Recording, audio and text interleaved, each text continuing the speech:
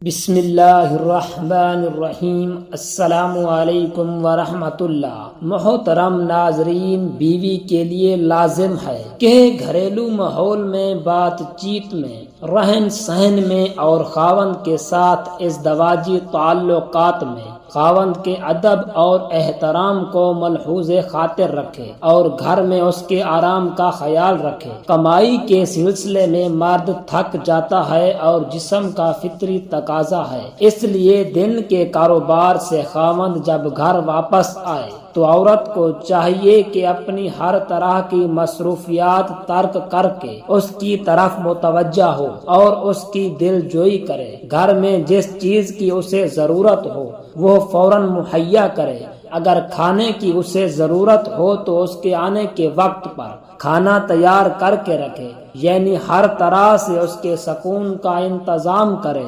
ایسی بیوی انتہائی نیک ہوگی اور اللہ عز و جل کی بارگاہ میں بے حد مقبول ہوگی۔ اس کے متعلق حضور نبی کریم صلی اللہ علیہ وآلہ وسلم کا فرمان یہ ہے۔ ترجمہ: حضرت ام سلمہ رضی اللہ تعالی عنہا سے مروی ہے، فرماتی ہیں کہ رسول اللہ صلی اللہ علیہ وآلہ وسلم نے فرمایا، جو عورت اس حال میں وفات پائے کہ اس کا شوہر اس سے راضی اور خوش ہو، وہ جنت میں داخل ہوگی۔ اس حدیث میں بتایا گیا ہے کہ عورت اپنے خاوند کو راضی رکھے تاکہ اس کا دین اور دنیا سنور جائے۔ جس عورت نے تمام عمر اپنے خاوند کو خوش رکھا ہوگا، جب وہ اس دنیا سے جائے گی تو اس کا بدلہ جنت ہوگا۔ لہذا مرد کا راضی ہونا عورت کے لیے بڑی چیز ہے، کیونکہ عورت مرد کے لیے بنائی گئی ہے۔ عورت جہاں دوسرے نیک کام کرتی ہے، اس کے ساتھ اسے مرد کی خوشنودی کو بھی شامل کر لینا چاہیے۔ خاوند کی فرما برداری کا تقاضا یہی ہے کہ شریعت کی حدود میں رہ کر اس کا کہا مانا جائے۔ اگر عورت کی سوچ شریعت کے اس بنیادی اصول کے خلاف ہوگی، یعنی وہ ہر وقت یہی توقع کرے گی کہ خاوند ہی اس کے لیے سب کچھ کرے اور حقوق کی آڑ میں وہ خاوند کو زیر رکھے، تو اس سے اللہ تعالی اور رسول اللہ صلی اللہ علیہ وآلہ وسلم ناراض ہوں گے اور آخرت میں بھی اس کا ٹھکانہ جہنم میں ہوگا، کیونکہ قیامت کے دن جہنم میں عورتوں کی تعداد زیادہ ہوگی۔ اس کی وجہ یہی ہوگی کہ زندگی میں وہ اپنے خاوند کو تنگ کرتی ہوں گی اور ان کا ادب و احترام نہ کرتی ہوں گی۔ اللہ عز و جل عورت کو خاوند کے ساتھ اور خاوند کو بیوی کے ساتھ ادب و احترام سے رہنے کی سوچ عطا فرمائے۔ اسمی کہتے ہیں کہ میں ایک گاؤں میں گیا، مجھے یہ دیکھ کر بڑی حیرانگی ہوئی کہ ایک حسین ترین عورت ایک ایسے مرد کی شریک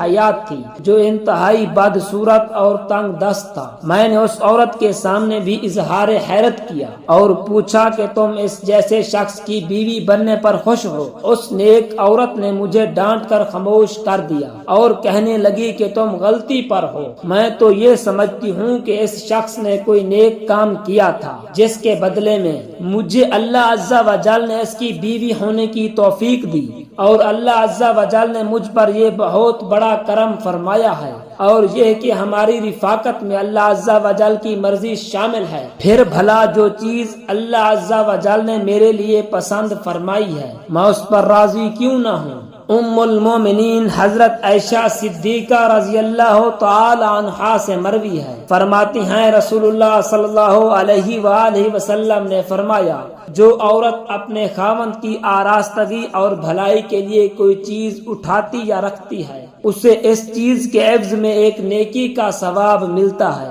اور ایک گناہ معاف کر دیا جاتا ہے اور ایک درجہ بلند کر دیا جاتا ہے۔ اور جو عورت اپنے خاوند کو خوش رکھتی ہے اور حاملہ ہوتی ہے، اسے اتنا اجر دیا جاتا ہے جتنا رات کو عبادت کرنے والے اور دن کو روزہ رکھنے والے اور اللہ عز و جل کی راہ میں جہاد کرنے والے کو ملتا ہے۔ اور جب اسے درد زہ لاحق ہوتا ہے تو ہر درد کے بدلہ میں ایک غلام آزاد کرنے کا ثواب ملتا ہے۔ اور جب بچہ ماں کے پستان چوستا ہے تو ہر مرتبہ کے عوض میں بھی عورت کو ایک غلام آزاد کرنے کا ثواب ملتا ہے۔ ایک بدصورت شخص حضور نبی کریم صلی اللہ علیہ وآلہ وسلم کی خدمت میں حاضر ہوا اور اس کی بیوی نہایت خوبصورت تھی اور اس کے حسن و جمال پر دنیا تعجب کرتی تھی۔ حضور نبی کریم صلی اللہ علیہ وآلہ وسلم نے پوچھا، تیری عورت تیرے ساتھ کیسا برتاؤ کرتی ہے اور تجھے کس نظر سے دیکھتی ہے؟ اس شخص نے عرض کیا، وہ میری بہت قدر کرتی ہے اور میری اجازت کے بغیر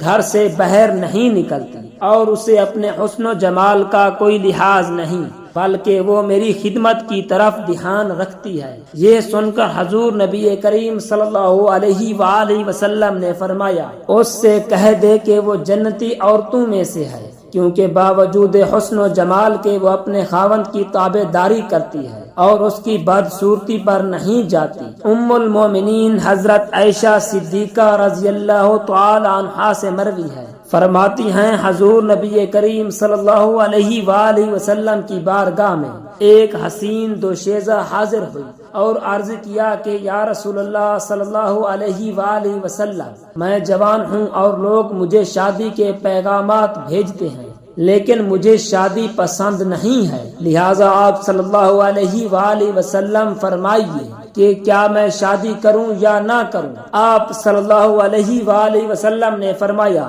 تم شادی ضرور کرو اور اسی میں تمہاری بھلائی ہے۔ اس دوشیزہ نے عرض کیا کہ یا رسول اللہ صلی اللہ علیہ وآلہ وسلم، مجھے بتائیے عورت پر شوہر کا حق کیا ہے؟ آپ صلی اللہ علیہ وآلہ وسلم نے فرمایا، شوہر کے حقوق بے شمار ہیں اور تم اس کے حقوق کا اندازہ اس طرح لگا لو کہ اگر شوہر کا جسم سر سے پاؤں تک پیپ سے سڑ رہا ہو اور بیوی اپنی زبان سے اسے چاٹے تو پھر بھی اس کا حق ادا نہیں کر سکے گی۔ عورت کے لیے لازم ہے کہ وہ خاوند کو کبھی بھی جلی کٹی باتیں نہ سنائے اور نہ ہی کبھی اس کے سامنے غصے میں چلا چلا کر بولے اور نہ ہی اس کی باتوں کا کڑوا اور تیکھا جواب دے اور نہ ہی کبھی اسے طعنہ مارے اور نہ کوسنے دے اور نہ ہی کبھی اس کی لائی ہوئی چیزوں میں عیب نکالے اور نہ ہی خاوند کے ماں باپ یا اس کے خاندان یا اس کی شکل و صورت کے بارے میں کوئی ایسی بات کہے جس سے خاوند کے دل کو ٹھیس لگے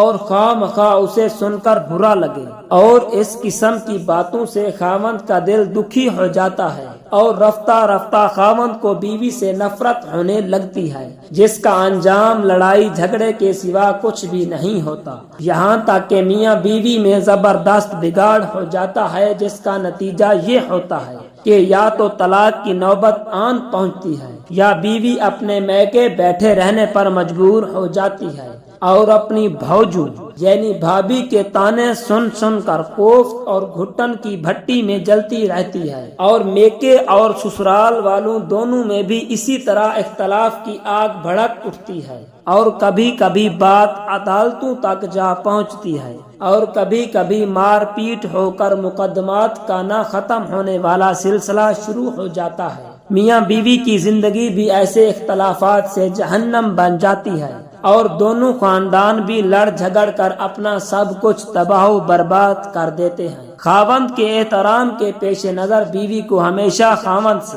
نرم لہجے میں بات کرنی چاہیے، اور اس کے متعلق حضور نبی کریم صلی اللہ علیہ وآلہ وسلم کی حدیث پاک یہ ہے، خاوند کا اپنی بیوی پر ایک حق یہ بھی ہے کہ وہ اس کے گھر اور مال کی حفاظت کرے۔ شادی کے بعد میاں بیوی نے ایک نیا گھر آباد کرنا ہوتا ہے، خاوند کا کام ہے کہ وہ کما کر لائے اور بیوی کا فرض ہے کہ وہ اس مال کو سلیقے سے خرچ کرنے کے بعد جو مال بچے اس کی حفاظت کرے اور اس میں خیانت نہ کرے۔ اس کے بارے میں حضور نبی کریم صلی اللہ علیہ وآلہ وسلم کا فرمان ذیل ہے۔ ترجمہ حضرت ابن عباس رضی اللہ تعالی عنہ سے مروی ہے، فرماتے ہیں رسول اللہ صلی اللہ علیہ وآلہ وسلم نے فرمایا، 4 چیزیں وہ ہیں جسے وہ دی گئی ہیں اسے دین و دنیا کی بھلائی دے دی گئی ہے۔ نمبر 1 شکر ادا کرنے والا دل، نمبر 2 ذکر کرنے والی زبان، نمبر 3 تکالیف میں صبر کرنے والا جسم۔ نمبر 4 ایسی بیوی جو اپنے نفس اور اس کے مال میں بغاوت نہ کرے۔ اس حدیث پاک میں یہ بات بتائی گئی ہے کہ عورت کو اپنے خاوند کے مال کی حفاظت کرنی چاہیے اور اس میں کبھی بھی خیانت نہ کرے۔ دعا ہے کہ اللہ رب العزت ہمیں دین اسلام کے مطابق زندگی گزارنے کی توفیق عطا فرمائے۔ آمین ثم آمین۔